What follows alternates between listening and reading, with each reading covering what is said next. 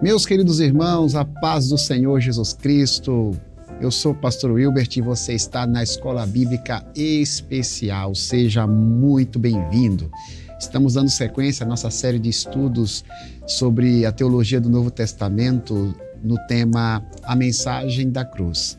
E antes de darmos continuidade, eu gostaria de provocar você a respeito do ensino da lei e da graça nas Sagradas Escrituras. Você que já teve a oportunidade de estudar sobre esses assuntos, já teve alguma dificuldade de conciliar os princípios da lei de Deus e os princípios da graça? Daqui a pouco a gente vai destrinchar esse assunto. Eu conto com você. Fica com a gente. Logo após a vinheta a gente volta.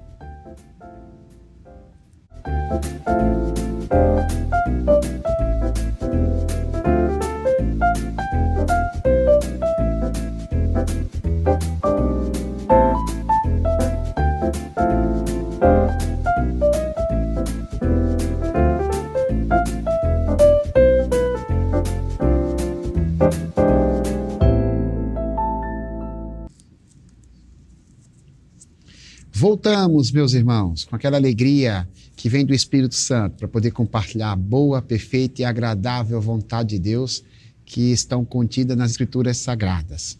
O tema da lição de hoje, a lição de número 10, diz: anulamos a lei pela fé. O tema, na realidade, é uma paráfrase do apóstolo Paulo. Paulo que escreveu a carta aos Romanos. A carta aos Romanos, que é uma carta explicativa do Evangelho. É o Evangelho explicado. E quando o apóstolo Paulo escreve essa carta à igreja que está em Roma, o seu objetivo é exatamente explicar as minúcias da fé. Porque quando a gente abraça Jesus Cristo, a gente abraça a proposta de Jesus para a nossa vida, a gente precisa compreender o que de fato ele pretende fazer conosco. E existem assuntos que são abordados pela Bíblia que precisam ser explorados para a gente poder entender como eles cabem na nossa vida espiritual. É muito comum, lendo as páginas da Bíblia, nós escutarmos a respeito da beleza da lei do Senhor. Sobretudo ali no livro de Salmos, a Bíblia fala o quanto a lei de Deus é boa. A própria carta de Paulo aos Romanos diz que a lei de Deus é santa, o mandamento é justo e bom. Isso é uma verdade bíblica. E a própria Bíblia também fala a respeito da graça. Mas no meio religioso, muita gente tem dificuldade de compreender que a lei e a graça são assuntos complementares. Um assunto não anula o outro. A lei tem o seu valor, tem a sua importância e a graça de igual modo. É muito comum as pessoas também acreditarem que a lei de Deus ela agiu em um determinado tempo da história. No outro tempo, quem passou a agir foi a graça, ou o que passou a agir foi a graça. E quando olhamos para as Escrituras, a gente descobre que em todas as épocas a lei e a graça foram usadas por Deus para nos abençoar. Então você que já tem familiaridade religiosa, vai nessa lição poder compreender um pouco mais sobre o valor da lei de Deus e o valor da graça. E você que talvez não tenha essa afinidade com a Bíblia Sagrada, vai poder entender também, né? O que é a lei de Deus? Como eu posso aplicá-la na minha vida, o que é a graça de Deus e como eu posso aplicá-la na minha vida. O texto base que a gente vai estar utilizando aqui para ser uma espécie de pontapé inicial para a nossa discussão está registrado na carta de Paulo aos Romanos, capítulo 3, versículo 31, que diz assim, ó: anulamos, pois, a lei pela fé? Não, de maneira nenhuma. Antes, confirmamos a lei.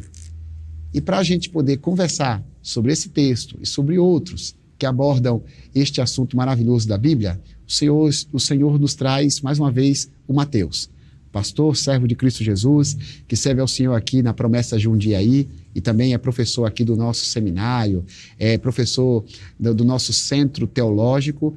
Pastor Mateus, seja muito bem-vindo. Para quem não sabe, inclusive, ele é o autor dessa lição bíblica, foi quem a escreveu, então trouxemos a pessoa certa. Obrigado, Mateus, tanto por escrever, como também por comparecer a este momento especial da nossa escola bíblica. Fique à vontade para poder fazer as suas primeiras considerações sobre a lição. Obrigado, pastor.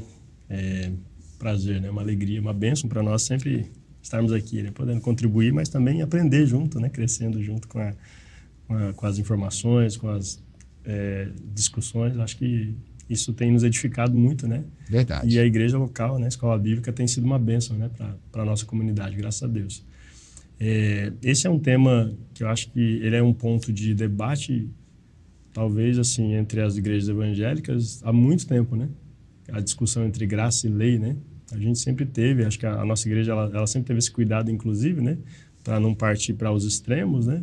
E a gente tem publicação, inclusive, eu me lembro de uma publicação da igreja, na época gráfica, né? A editora Voz do Senac publicou um livretinho, né? Lei e Graça, né?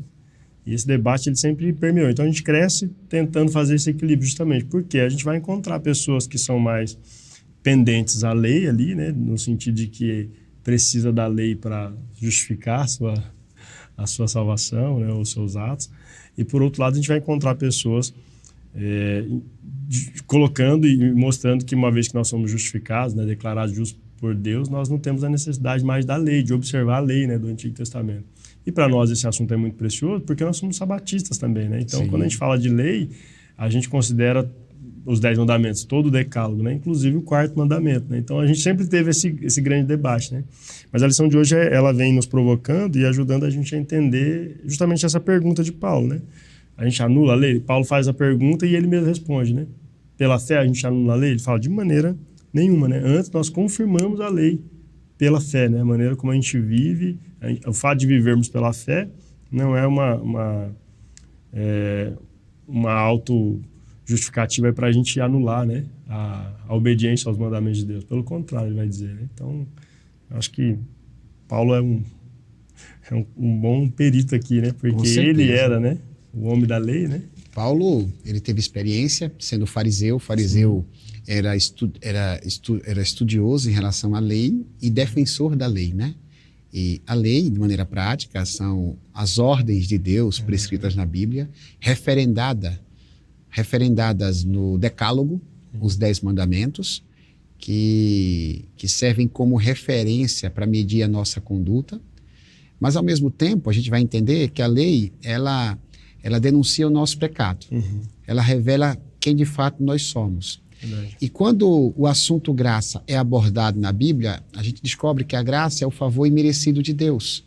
A graça, ela nos mostra que Deus nos salva mesmo sem nós merecermos. Se nós não tomarmos cuidado de colocar cada um desses itens no seu devido lugar, a gente pode achar que uma coisa anula a outra. Verdade. A gente pode achar que a graça serve para aquilo que na realidade é competência da lei e que a lei serve para aquilo que é competência da graça. Ou a gente acha que ou é uma coisa ou é outra. Então esse é o desafio, é entender para que serve a lei, entender para que serve a graça e como ambos os assuntos se conversam. Sim. Como eles se processam. Em toda a Bíblia, né? Em toda a Bíblia Sagrada, como eles se processam. E legal que você falou em toda a Bíblia, né? Porque a concepção de lei e graça no Antigo e Novo Testamento é a mesma. Então, assim, a interpretação de lei e graça no Antigo Testamento é a mesma e do Novo Testamento também. Verdade. Mas a gente vai tentar destrinchar isso a partir das perguntas, pastor. A pergunta que o pastor elaborou. Então, a gente vai, a partir das perguntas, vamos provocá-los, vamos perguntar para ele poder nos responder as perguntas que vão aparecer aqui na parte de baixo. Eu conto com você, tá bom? Você que está em casa poder acompanhar aí e crescermos juntos assim com essa experiência bíblica. Pastor, com base na introdução, qual é a diferença entre o legalismo e o antinomismo? Quais são os resultados esperados da salvação pela fé em Cristo? Tem duas expressões técnicas que estão ligadas aí à lei, né? Sim. Legalismo e antinomismo. Explica pra gente o que é isso, pastor. Sim. O que é legalismo e o que é antinomismo.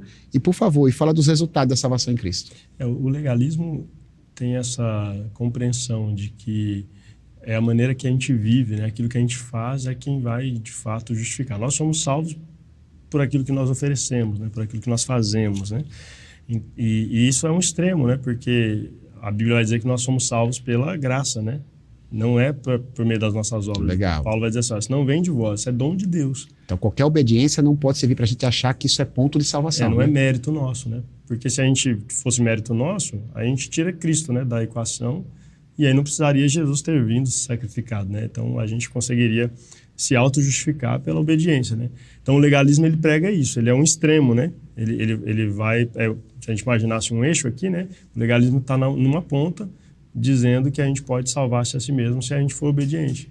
E que a gente precisa manter a obediência justamente por causa da salvação, né? Como se a gente pudesse adquiri-la, né?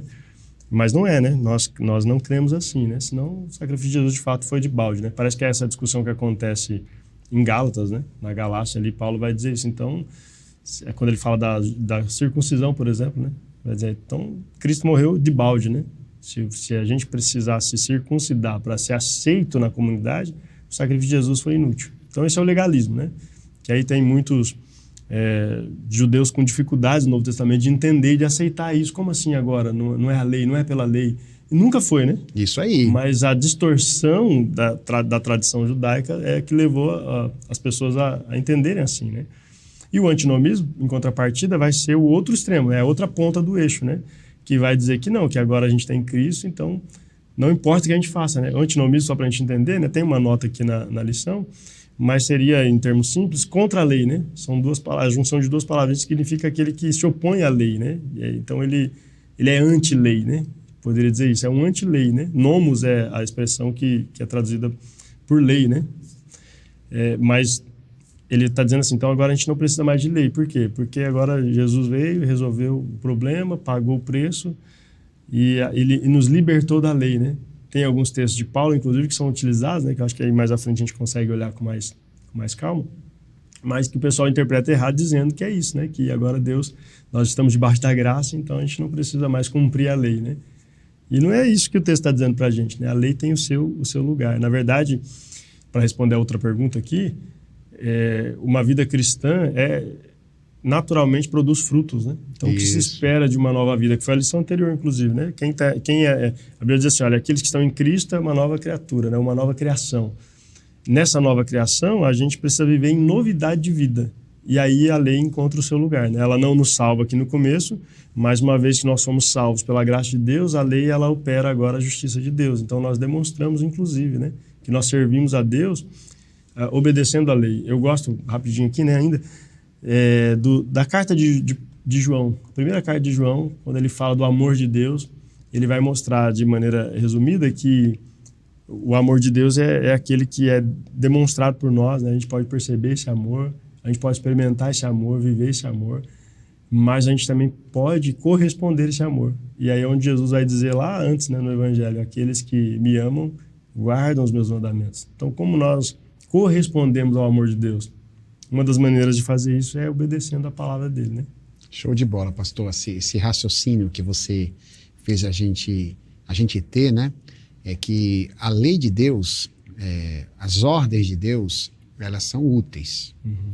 Mas a gente não pode utilizar a nossa capacidade de obedecê-las como um mérito. Sim. Até porque, do ponto de vista espiritual, a gente não é capaz de ser perfeitamente obediente. A gente é pecador. E a própria lei, ela é um espelho, porque ela revela quem nós verdadeiramente somos.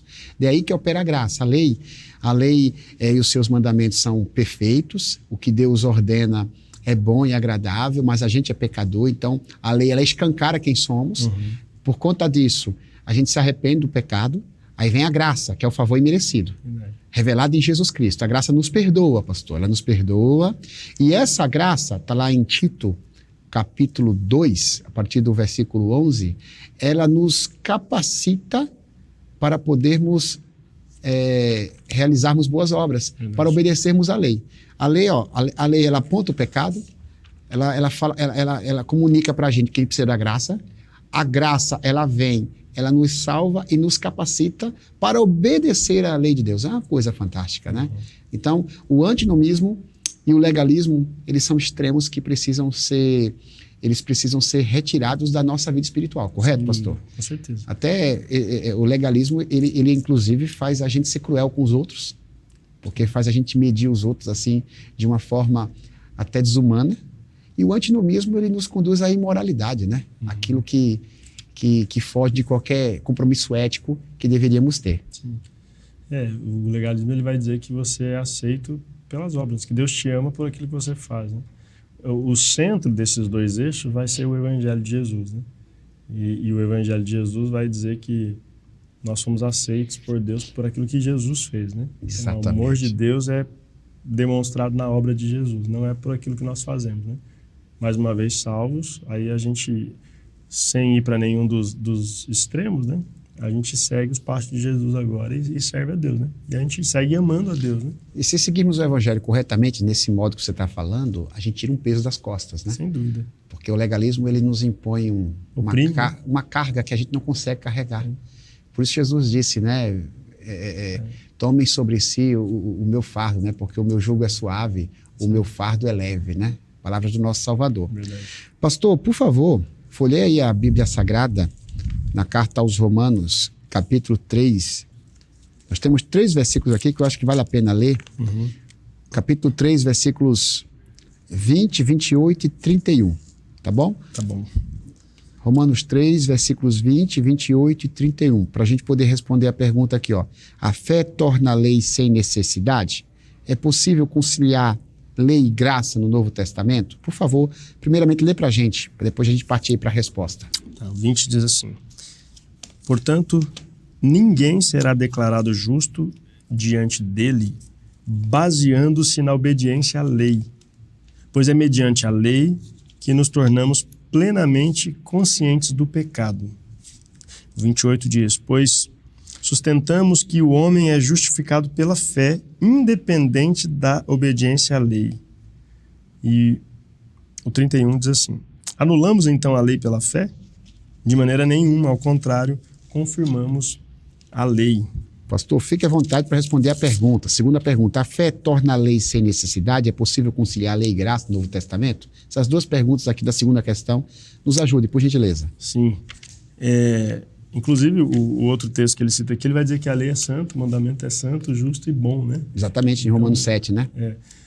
Algumas pessoas vão interpretar a lei aqui como se fosse apenas aquela lei ritual, né? A lei da cerimônia, dos cultos ali, não os mandamentos, né? Os 10 mandamentos. E alguns vão realmente anular os mandamentos, né? Mas ali, quando a gente fala da salvação, nenhuma lei pode nos salvar, nem mesmo a lei moral de Deus, né? Isso. Nem mesmo a obediência à lei moral. Não é porque eu guardo o sábado que eu sou salvo, né? Não é porque sou abstinente que eu sou salvo. Exato. Nenhuma lei, né, do Antigo Testamento que está prescrita lá, né, no Decálogo, ela pode de fato produzir ou promover a salvação, né? E aí Paulo faz essa defesa claramente, porque Paulo entendeu, né? Paulo entendia diferente, né? Mas quando ele é iluminado pelo Espírito Santo de Deus, aí faz sentido, né? Parece que de fato há um véu que se rasga dentro dele aqui, né? Por isso que é um homem tão apaixonado pelo Evangelho, pastor, porque quando você entende o Evangelho, assim, existe uma vibração, né? Sim. Caramba, esse negócio é fantástico, extraordinário, eu preciso comunicar às pessoas, né? É isso aí. Por outro lado, quando nós compreendemos essa tão grande salvação que o autor dos Hebreus fala, né, para nós não negligenciarmos, nós não temos outra forma de viver a não ser em obediência a esse evangelho, né? Paulo diz que leva agora sua mente cativa a Cristo Jesus, né? Então, no Novo e no Antigo Testamento, a gente vai ter esse debate, né, que é trazido, na verdade é um debate antigo, né, mas é um debate moderno, né, um debate que vai surgir quando o pessoal vai comparar Antigo e Novo Testamento, né? E aí vai querer tentar anular a lei, né? Só que esse debate já existia lá em Roma, né? Para Paulo estar fazendo essa pergunta, já tinha gente lá querendo anular a lei. Paulo fala, não, de forma nenhuma. E aí você tem cristãos judeus que vão vindo também e cristãos não judeus, né? Que são gentios, chamados pela Bíblia de gentios, exatamente. Né? E aí já esse debate existia, né, naquele tempo. Só que aí Paulo vai trazendo e dizendo, não, gente, nós precisamos entender o equilíbrio, né? Uma coisa não tem nada a ver com a outra, né? De fato, e aí eu acho que a doutrina da justificação, acho que ninguém explica tão bem quanto Paulo, né? E Romanos, inclusive, né? Principalmente. O texto de Romanos talvez seja o principal texto para a gente entender a doutrina da justificação, que é esse ato de Deus nos declarar justo. Só que ele não faz isso por meio das obras da lei, porque senão os méritos seriam nossos, né? A justiça seria nossa. Sim. E a nossa justiça a gente já entendeu ao longo dessa série, né? Que a gente não tem justiça própria para a salvação. Não tem. É a justiça de Jesus. Ele é o justo, diz o texto, né? E o justificador, né? Então é só por meio dele mesmo. E aí a gente estabelece aqui, né? Que não tem como a gente salvar. O ser humano não é autossuficiente, ele não promove a autossalvação, né? Embora alguém se ache digno, né? Porque congrega, né? Todos os cultos, porque obedece todos os mandamentos e acha, né, que obedece todos os mandamentos, porque se a gente for honesto conosco mesmo, é possível que a gente vai encontrar diversos pontos onde nós estamos pecando. Eu acho que se a gente fizer um confronto de nós mesmos, né? Nós somos fiéis 100% em todos os mandamentos, não pecamos em nenhum deles, porque aí Tiago vai questionar depois, né? Aquele que pela lei julga, por ela também será julgado, né? E a gente vai ver que quem tropeça em um é culpado de todos. Isso. Então a gente tem um problema muito sério, né? Quando a gente quer oprimir as pessoas através dessa imposição da lei como se fosse um meio para a salvação, né? Então quem faz isso são os legalistas que a gente falou, né? Lembra daquela parábola, pastor, que Jesus disse que 2 homens subiram ao templo para orar? Sim. Né? Um deles começou a apresentar a sua justiça diante de Deus, né? Uhum. Dizendo o quanto era obediente, enquanto o outro, que era um mero publicano, um homem com a reputação toda arranhada, segundo a visão da sociedade do seu tempo, e aquele homem, né, que era o publicano, ele orava dizendo: tenha misericórdia de mim, que sou pecador. O outro tinha qualidades, mas essas qualidades não foram aceitas por Deus porque elas eram usadas como pontos de justificação pessoal. Então nós não conseguimos nos justificar, pastor. A gente é salvo pela misericórdia, pela graça de Deus. É isso aí. Isso não anula a importância de obedecer, né? Mas é o que você falou, né? Se graça é o favor que a gente não merece, nós não temos do que nos vangloriarmos. Aí Paulo vai dizer, né? Se eu tiver que me gloriar em algo, eu me glorio na cruz de Cristo, né? É isso aí. Só que ele está dizendo aqui, ó, só que essa não pode ser uma justificativa para a gente pecar, né? Isso mesmo. Ou para a gente continuar, ou para a gente desprezar a lei, né? Por assim dizer, né? Então, inclusive tem um texto que depois ele vai dizer mais à frente, que assim, onde abundou o pecado, superabundou a graça. Então nós vamos pecar mais para que a graça aumente? De modo nenhum. De modo nenhum. Ele diz dessa forma. Isso aí. O próprio Judas, né? Não Iscariotes, mas o Judas que escreveu aquela carta, a penúltima carta da Bíblia, ele fala, né, sobre um grupo de pessoas da igreja daquele tempo que transformava a graça de Deus em libertinagem. Sim. Então eram antinomistas, né? Sim. Pessoas que, assim, não, pela graça de Deus, então eu tenho uma licença para pecar. Uhum. Então é um erro também, né, pastor? Sim. A pessoa achar que a graça te autoriza a cometer erros, crimes e coisas perversas, né? Quando ele escreve aos Gálatas, ele fala isso, né? Não usem a graça como motivo para vocês a liberdade para usar e para ser libertino, de fato, né? Sim. Então não faz sentido, não. Quando a gente olha para o Evangelho, a gente vê um povo comprometido. A Bíblia diz que nós somos criados para ser um povo zeloso de boas obras. É né? isso mesmo. E como você disse, né? A graça, ela nos educa para abandonarmos as paixões, a impiedade, né? A injustiça, tudo aquilo que, de fato, nos afasta de Deus, né? Parafraseando a Bíblia, Tito, né? Paulo a Tito, né? Ela nos ensina, a graça nos ensina a viver de maneira piedosa nesse tempo, né? De maneira justa nesse tempo, né? A graça nos salva e nos capacita. A lei denuncia o nosso pecado e é o instrumento de santificação, porque por meio dela a gente sabe se está progredindo na fé ou não. Uhum. Pastor, Salmo 90, 17, eu vou ler.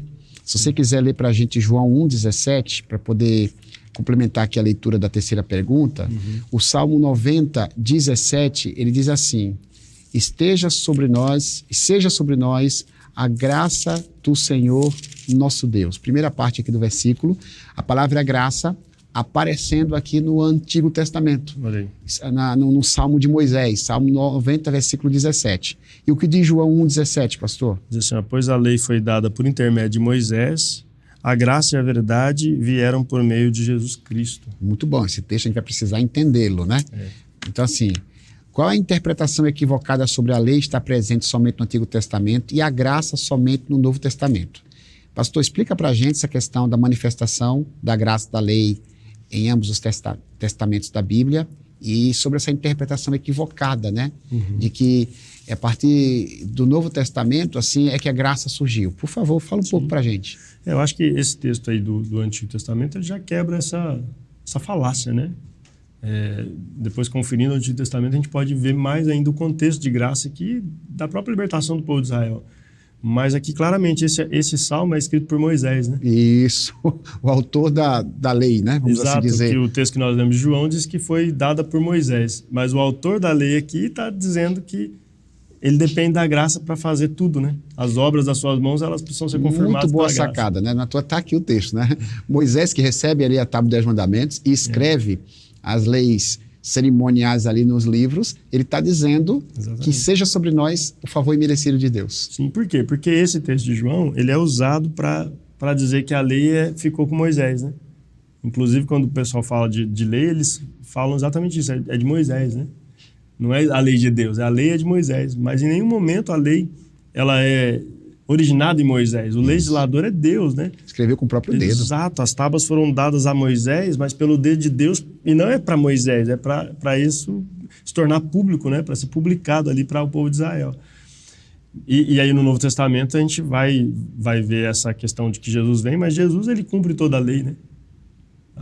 O próprio texto vai dizer para a gente, né, que em Jesus a gente vê a lei sendo cumprida, né? E, pastor, me permita, né, até quebrar o seu raciocínio, mas para ajudar, Jesus Cristo, ele não é contra a lei, pelo contrário, ele foi obediente à lei de Deus em todos os seus itens, né? A gente precisa fazer esse destaque, porque às vezes em defesa de um antinomismo, muitas pessoas falam que Jesus quebrou a lei, porque ele é senhor da lei. Por exemplo, no caso do sábado, Jesus ele quebrou o sábado. Pelo contrário, Jesus não quebrou mandamento nenhum. Sim. Ele foi obediente em tudo. Em tudo.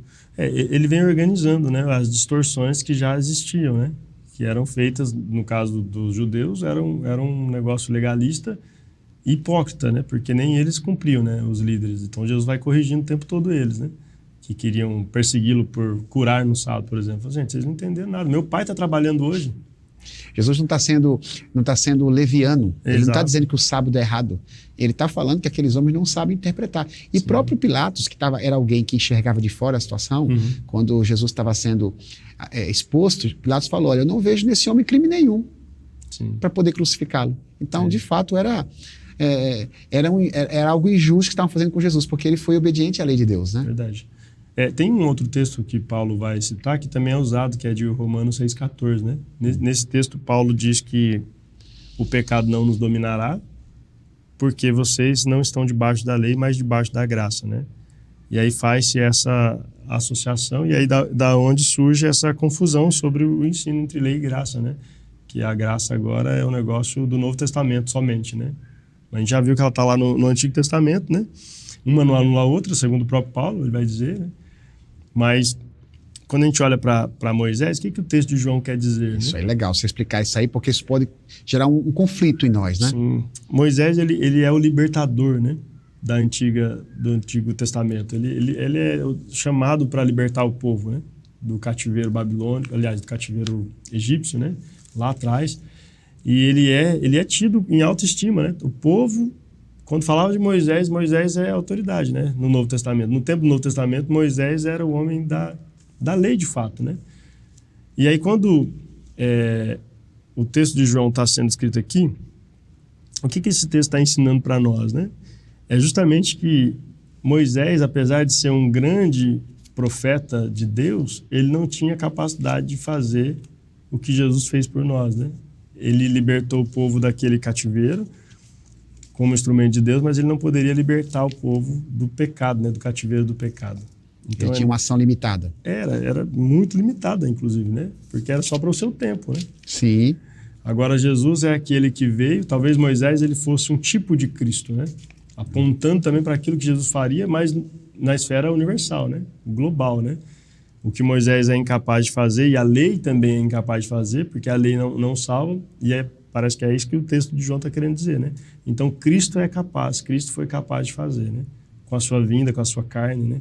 Com a sua morte, com a sua ressurreição aqui. Ele nos libertou, de fato, do cativeiro do pecado. Então, por isso que a lei, ela vem até Moisés, e agora, a partir de Cristo, a gente tem uma nova proposta. Porque Cristo cumpre a lei de Moisés, né? E em tudo que ele faz, ele vai mostrando que ele é, de fato... Então, o justificador, né? Esse texto aí que diz que a graça veio por meio de Jesus não está dizendo que a lei acabou, correto, pastor? Sim, ela apontava para Jesus, né? Mas não acaba em Jesus, né? Mateus 5,17, Jesus falou sobre isso, né? Não Exato. pensem que vim destruir a lei ou os profetas. Antes eu vim cumprir. Jesus, inclusive, chega a dizer, é aquele que desprezar o menor dos mandamentos será chamado menor no reino dos céus. Então, Jesus está fazendo questão de destacar que os mandamentos têm o seu valor. Eles precisam ser praticados, desde que não seja de uma maneira legalista, acreditando acreditando nossa justiça às obras da lei, de forma nenhuma, mas sim pela graça. É saber colocar. Pastor, e essa questão de Romanos 6,14, que fala que nós não estamos debaixo da lei? Eu não preciso obedecer lei nenhuma da Bíblia porque eu não estou debaixo da lei. Você poderia explicar para a gente o que quer dizer não estar debaixo da lei? Porque o texto diz, não estás debaixo da lei, mas debaixo da graça. Sim. De fato, estar embaixo da lei é porque, a gente vai ver o papel da lei daqui a pouco, né? Mas a lei, ela tem um papel punitivo mesmo, né? E quando a gente depende só da lei, quem é que pode cumprir, estabelecer toda a lei, né? Então, a gente, escravo da nossa própria natureza, a gente vai ser condenado pela lei. A lei vai nos afastar. Se a gente não entender, né, a graça de Deus, ela, ao invés de nos aproximar, ela vai nos afastar de Deus. Então, nesse sentido, nós não estamos debaixo porque agora em Cristo Jesus a lei não pode mais nos julgar. Se nós estamos em Cristo, nós somos absolvidos, né? Porque a lei está estabelecendo aqui todos os créditos da nossa dívida. Mas, pela morte de Jesus, a absolvição, né? Que é justamente o ato de nos declarar justo diante de Deus, né? A morte de Jesus, ela não anula a lei. Ela anula a condenação da lei. A condenação da lei, é isso aí. Então, ela não vai contra a lei. Isso. Ela vai contra o pecador. Mas ela vai... Exatamente, ela vai tirar essa dívida, né? Ela vai pagar, né? Ela vai cumprir a lei, né? Por isso que quando Paulo diz que o fim da lei é Cristo, alguns vão interpretar o fim como se acabasse, né? Mas o fim ali tem a ver com finalidade, né? Objetivo. Ela está apontando para Jesus o tempo todo, né? Ele é quem vai, de fato, fazer esse negócio. A gente está distante, né? Mas ele é quem vai nos unir, né? Com Deus agora. Então, à medida que eu vou recebendo a graça de Deus na minha vida, a lei de Deus se torna mais factível e mais prazerosa para mim, mais palpável. Os salmistas vão dizer que tem prazer na lei do Senhor, que medita nela dia e de noite. Eles vão cantar que a lei do Senhor traz refrigério, né? Para a alma, para o coração, da sabedoria ao simples. Então, a gente tem um salmo na Bíblia só para exaltar a lei de Deus. É o Salmo 119. O maior salmo da Bíblia. Falamos juntos. E está lá exaltando a lei, os estatutos, os decretos, a palavra de Deus. Bom, no Novo Testamento, e eu acho legal, né? Porque o João, ele faz isso muito bem, né? Aqui mesmo, só no capítulo 1, se a gente olhar para o texto, se a gente tirar só o versículo 14 aqui, a gente vai ter...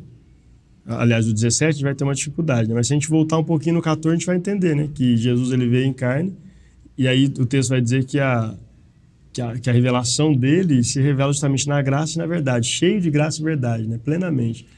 E ele faz uma oração, já chegando ali na semana da sua crucificação, ele ora pelos discípulos, né, em João 17, e ele pede para o Pai santificar os discípulos na verdade.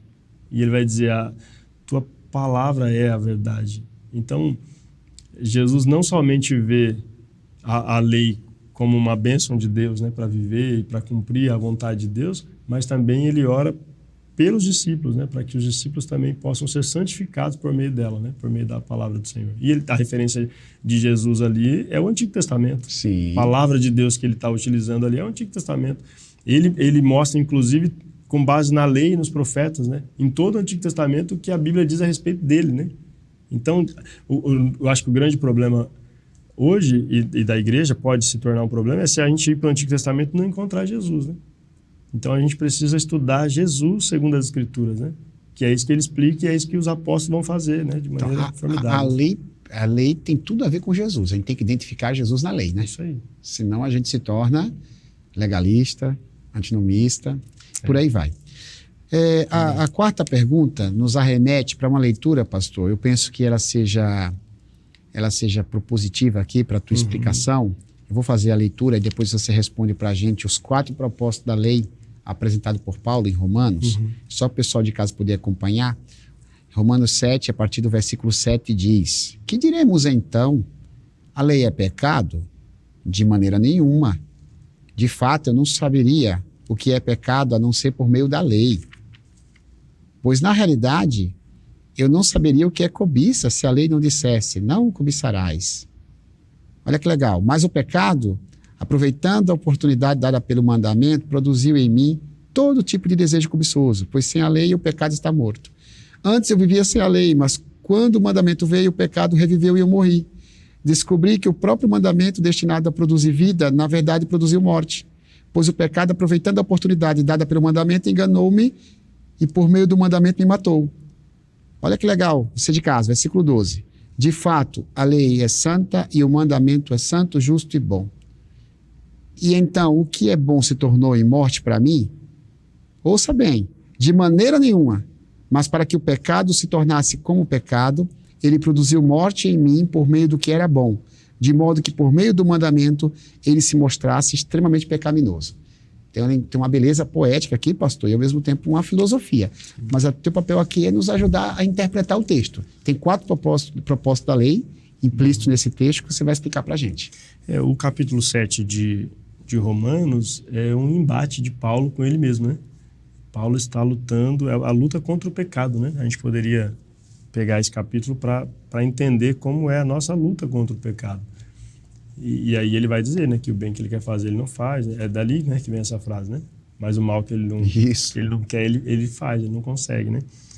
E aí ele entra, parece que é um conflito mesmo interno aqui, né, que a gente tem. Mas aqui a gente consegue extrair esses princípios aqui, ou os propósitos da lei, né? O primeiro papel da lei aqui é, de fato, identificar o pecado, né? Toca na ferida. É isso, ele mostra, ó. Ele vai dizer, né, como é que eu vou saber o que é pecado se não fosse a lei, né? Então, a lei vai mostrar o que é pecado para a gente.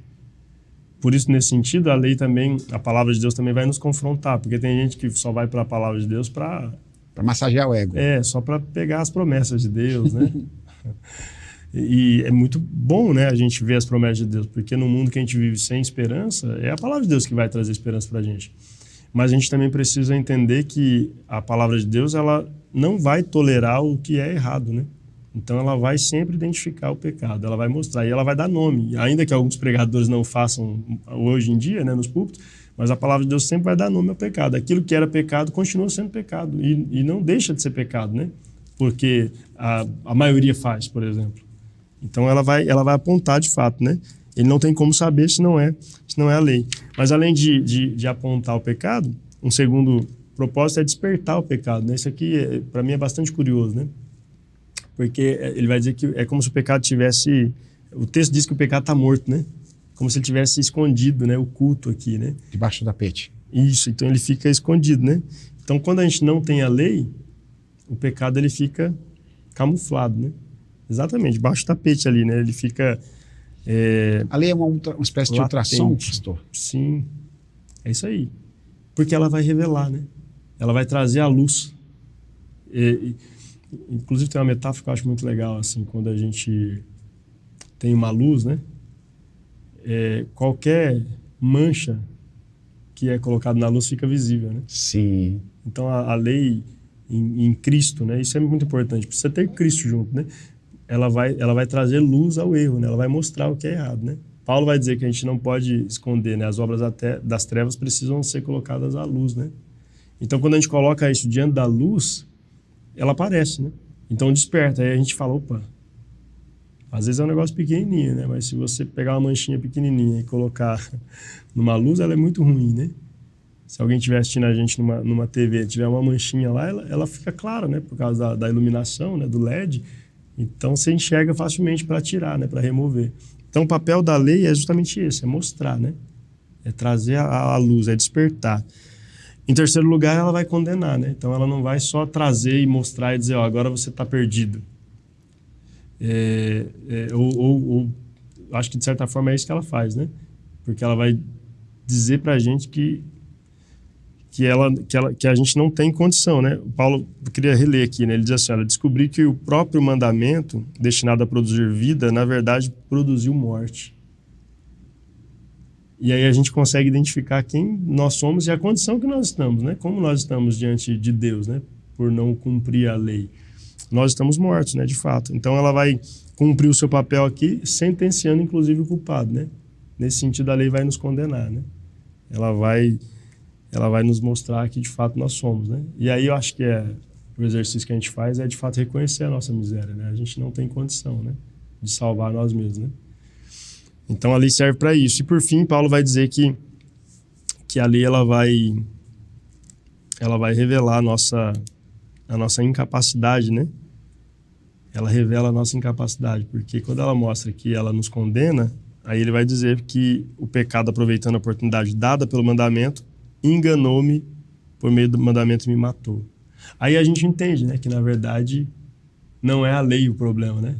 Muito bom. O problema não está na lei, mas está no pecado. Boa assim. sacada. O problema não está nesse instrumento chamado lei que compõe, que reúne os mandamentos. O problema está em nós que não conseguimos obedecê-lo, né? Exatamente. E a gente não obedece por causa do pecado. Que é justamente essa rebelião, né? Essa rebeldia desde Adão, né? Que vai nos afastando do propósito de Deus. Isso suscita em nós, ou desperta em nós, a realidade que nós precisamos da graça, né? Sim. A lei, ela diz pra gente, ó, você é pecador, está condenado e precisa de uma solução chamada graça. É isso mesmo, né? É quando a gente está diante da luz, quando o nosso pecado está diante da luz, a gente, falei agora, a gente não consegue limpar. A gente está perdido. O único que pode remover essa mancha, essa sujeira, esse pecado é Jesus com a sua graça, né? Então, a graça seria o removedor, né? A água do Espírito, né? Que vai nos lavar. Essa é uma linguagem bíblica, né? Nós somos lavados, né? Pelo Espírito de Deus, regenerados, né? Purificados. Então, nós somos limpos. E aí é só Jesus que vai fazer de fato, né? Enquanto o pecado ele vai nos conduzir à morte, a lei vai assegurar isso, né? Para a gente. Ó, não tem o que fazer, está na lei. A graça de Deus ela vai nos tirar da morte, ela vai nos trazer vida, né? Um antigo escritor, né, chamado Alejandro Bullion, ele fala sobre a lei e compara a lei assim como um espelho que revela a nossa sujeira. Mas não é o espelho que vai nos limpar. Não adianta você pegar, né? Não adianta pegar o espelho e se limpar, né? É exatamente isso. A lei revela quem você é, o pecado que você comete, mas não é ela que te limpa. Aí vem a graça. Aí vem essa ideia de João, né? Que diz que, olha, a lei veio por Moisés, mas a graça veio por Cristo. Porque Cristo, por meio da graça, ele revela esse ato purificador. Isso aí. Isso aí, pastor. Muito bem explicado.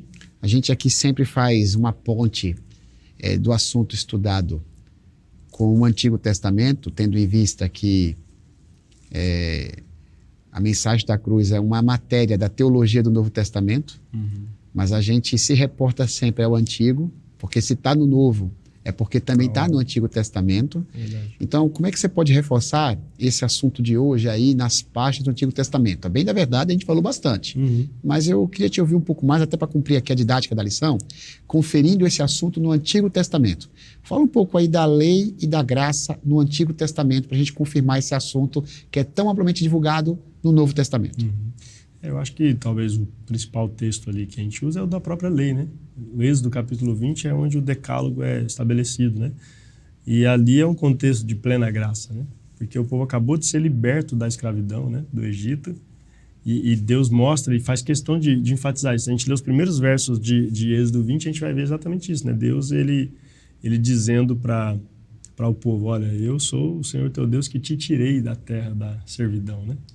Então, a graça, isso não é graça, né? Que é isso. Então, e exatamente, é antes da lei ser dada, né? Então, antes da lei, ele enfatiza, palavras, né? Sim. E tem uma interpretação que eu acho particularmente muito legal, que no original lá do hebraico, os 10 mandamentos são chamados de 10 palavras, né? E a interpretação é que são as 10 palavras da graça, né? Oh, que maravilha. Então, nós temos a graça de Deus ali libertando o povo. E aí, para que o povo continue vivendo sob essa graça ou continue desfrutando dessa graça, ele estabelece 10 palavras para que o povo, de fato, viva bem, né? E Deuteronômio, que é a repetição da lei, inclusive um termo que sempre se repete lá é para viver bem, né? Então, Deus sempre quis o bem-estar do povo. E a lei, ela é para o bem do ser humano. A lei é para proteger o ser humano, é para nos impedir de pecar, né? O salmista diz, olha, guardei no meu coração a tua palavra, né? Para não pecar contra ti. Então, a palavra de Deus, ela precisa ser vista dessa forma, né? Como um guia que vai nos instruir, que vai nos ajudar a entender o que é o erro e nos ajudar a também nos desviar dele, né? Ela aponta vários erros Inclusive os erros do passado, que a gente não precisa necessariamente experimentá-los, né? Então a lei vai mostrar isso para a gente. Mas acho que é isso mesmo. O contexto de toda a lei no Antigo Testamento é pura graça, né? É pura graça. Desde o início do estabelecimento dela, né? Muito bem, pastor. Na realidade, suas palavras aí foram bem assertivas, né? E se tivéssemos aqui num ambiente de culto, a gente teria aí um coro de glória a Deus, né? Poxa, das 10 palavras da graça, né? De fato, a lei e a graça nos abençoam, né? A gente louva a Deus por isso. A gente está chegando ao final, pastor, da nossa lição, e uma bênção de Deus, o Espírito Santo nos fazendo crescer. Tem uma proposta aqui da lição bíblica para você que está em casa, porque você entendeu, juntamente com o pastor Mateus e a minha pessoa, o assunto que hoje foi abordado, que a lei tem o seu valor, que a graça se manifesta sem anular a lei. E a proposta aqui da lição, para a gente aplicar no nosso cotidiano, é a seguinte: obedeça a lei de Deus com as motivações corretas. Obedeça a lei de Deus com as motivações corretas. Pastor Mateus, por favor, suas considerações finais a respeito desse assunto e logo em seguida nos dirija a Deus em oração, por gentileza. Amém. Acho que a gente pode perguntar, uma pergunta para a gente mesmo, né? Será que a gente tem obedecido a lei pelas motivações corretas? E talvez para responder essa pergunta a gente precisa fazer outra, né? Nós entendemos que de fato a salvação é pela fé, única e exclusivamente no sacrifício vicário do Senhor Jesus Cristo, naquela morte substitutiva de Jesus, porque Paulo diz que nós somos salvos pela graça, não vem de nós, né? Não vem das nossas obras. Entendendo isso, nós não temos outra postura a não ser obedecer. Mesmo o texto que diz que nós somos salvos pela graça, vai dizer que nós somos salvos para as obras, né? Que foram preparadas de antemão. Então, a graça não anula a lei, e a lei não tem o poder de salvar, né? Então, nem legalismo, nem antinomismo, né? A nossa palavra é que a gente, de fato, viva o Evangelho. E pelo Evangelho, uma vez transformados pela graça de Deus, nós possamos viver em obediência aos mandamentos de Deus, por amor a Deus, né? Correspondendo a esse amor de Deus. Então, que Deus nos ajude, de fato, a obedecê-lo também pela fé. Em nome de Jesus. Muito bem, pastor. Ore por nós, pastor, por gentileza. Tem gente em casa aí que assistiu a palavra, mas tem suas crises, seus dilemas e problemas. Eu acredito que Deus pode usar esse momento aqui acadêmico para também ser uma oportunidade de bênção para essas pessoas. Por favor. Em nome de Jesus. Amém. Senhor Deus e Pai, nós estamos estudando a Tua palavra nesta oportunidade, mas com a certeza de que, de fato, nós fomos regenerados por meio dela.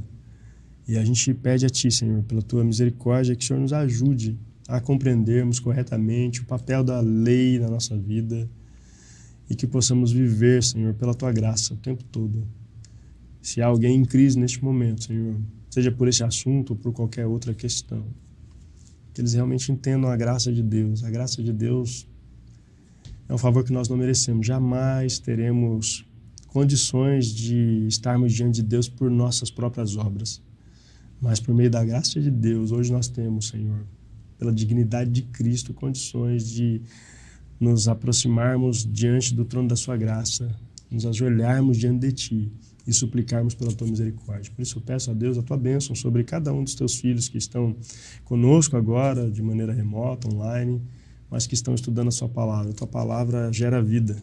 Então, que ela possa produzir em nós esse entendimento e esta vida para glorificarmos e bendizermos o nome do Senhor em tudo que fizermos, seja falando, pensando, comendo, bebendo, que nós possamos viver para a glória de Deus. Em nome de Jesus. Amém. Amém. Pastor Mateus, grande amigo, obrigado. Deus abençoe aí seu ministério, sua família. Abençoe aí as coisas que o Senhor vem realizando através de você. Amém. Até a próxima, se Deus assim nos permitir. Amém. Você de casa, nosso carinho, um grande beijo, um grande abraço. Tenha uma excelente semana. E semana que vem estaremos aqui aguardando vocês para participar desse momento de crescimento espiritual. Obrigado a todos. Deus abençoe.